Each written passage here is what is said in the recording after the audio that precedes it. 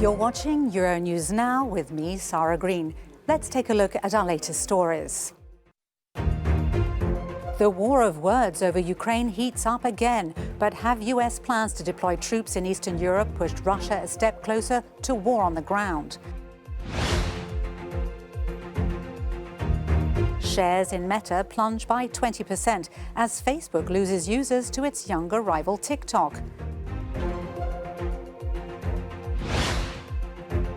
And we meet the artist whose satirical sketches are a controversial challenge to the status quo in Syria's Idlib province.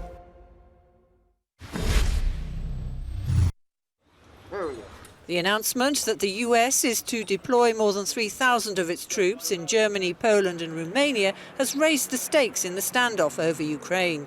To be precise, President Joe Biden is ordering 2,000 US-based troops to NATO allies Poland and Germany and shifting 1,000 more from Germany to Romania. But they are not being sent to non-NATO member Ukraine. This is not troops that will go into Ukraine. They're not fighting in Ukraine. This is us, this is the United States, abiding by our commitments under Article 5 to support, reassure our partners in the region.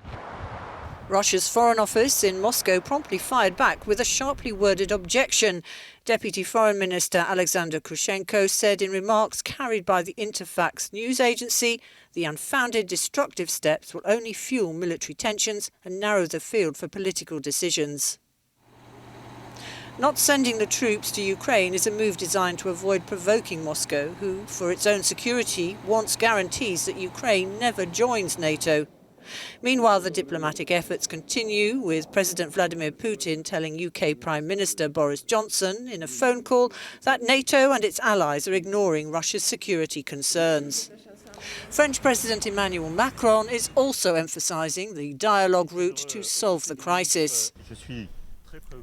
I'm obviously very concerned about the situation on the ground. I've had many exchanges in recent days with my European counterparts, with President Putin on several occasions, and I'll be speaking with President Biden in the next few hours. In any case, we're in the process of trying to find common ground. The rush to find that common ground is taking place against growing fears that Russia will invade Ukraine, something President Putin denies.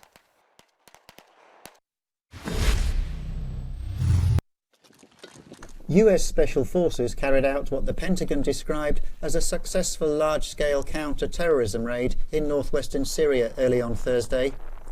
Local rescue workers said at least 13 people were killed, 6 of them children, but as yet there's no official confirmation of casualties. The operation, which lasted around 2 hours, was in and around the village of Atma in Syria's rebel-held Idlib province near the Turkish border. The US didn't say who or what was the target, but local residents said it involved helicopters, explosions and machine gun fire. Idlib is dominated by the Al-Qaeda group and its affiliates and is home to several top Al-Qaeda operatives, but it's also dotted with camps for internally displaced people from Syria's civil war.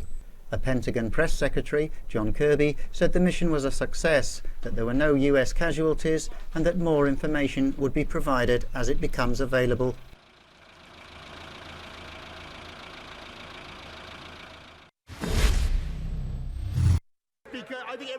As negotiations with Russia continue, UK Prime Minister Boris Johnson is facing another crisis at home, as the so-called Partygate scandal shows no sign of letting up.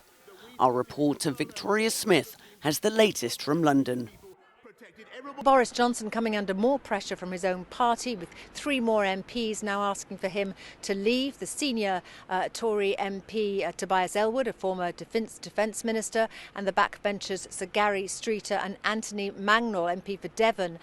It needs to be 54 MPs that write to the 1922 committee before a vote of no confidence can take place, but the pressure is mounting on Boris now as these names continue to be added to the list. And of course what he's doing is trying to hide behind other areas, international areas, trying to be an international statesman. We've seen that with his visit to Ukraine, looking at the national agenda, the cost of living, for example, and rolling out this levelling up agenda that he promised to voters in the north of the country back in 2019. He's now announced how a €5 billion fund will be spent on areas such as broadband and education and public transport. But will these big diversionary tactics be enough to save him? We don't know yet. We wait for the police inquiry to come out, but certainly pressure is continuing to mount from within his own party.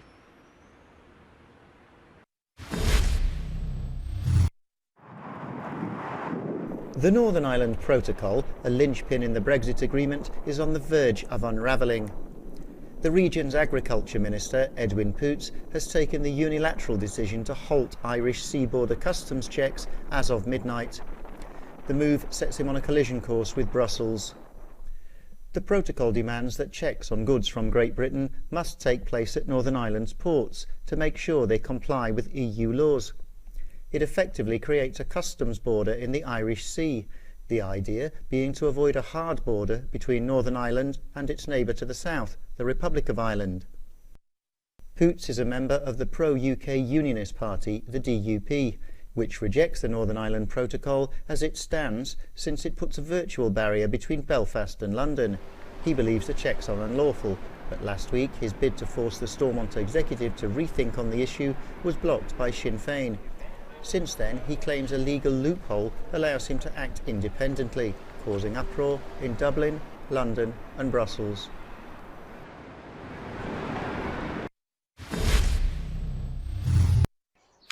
Well, this decision by Edwin Poots, the Minister for Agriculture in Northern Ireland, to suspend checks on goods entering Northern Ireland from Great Britain hasn't gone down well with politicians in Dublin.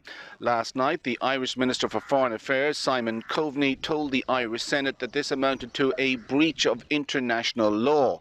Now, there appears to be more to this decision than would at first meet the eye.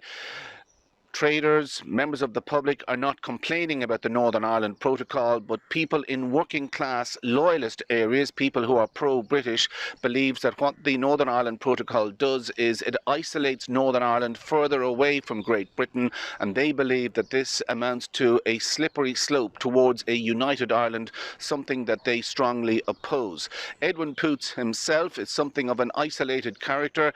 He has been deselected by his own party, the pro-British Democratic Unionist Party, in his own constituency of Lagan Valley, and he is looking for a constituency to contest the forthcoming May 5th Assembly elections in Northern Ireland. Now, the situation as of today is that there's an expectation that the First Minister of Northern Ireland, Paul Givan, is going to announce his resignation this afternoon. That will collapse the Northern Ireland Assembly, and it's unsure at this moment in time as to whether or not the Assembly elections on May the 5th will actually go ahead. And many people believe that what Edwin Poots did last night in stopping checks on goods entering Northern Ireland from Great Britain amounts to a political stunt to save the skin of the Democratic Unionist Party. So the coming days and weeks are going to be very interesting indeed. This is Ken Ray for Euronews in County Meath in Ireland.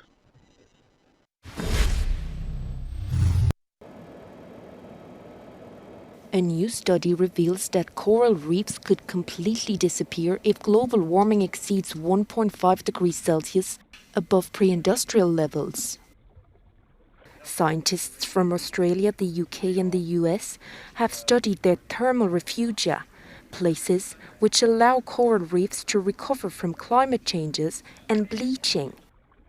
They found a 1.5 degrees Celsius increase in temperature will cause 99% of refugia to vanish, and a 2 degrees increase will leave no safe zones for corals. According to the UN, even though coral reefs cover just 0.2% of the global seabed, they host 25% of the ocean's flora and fauna. Coral extension would set off a chain reaction which could eventually starve 500 million people in countries which depend on marine resources.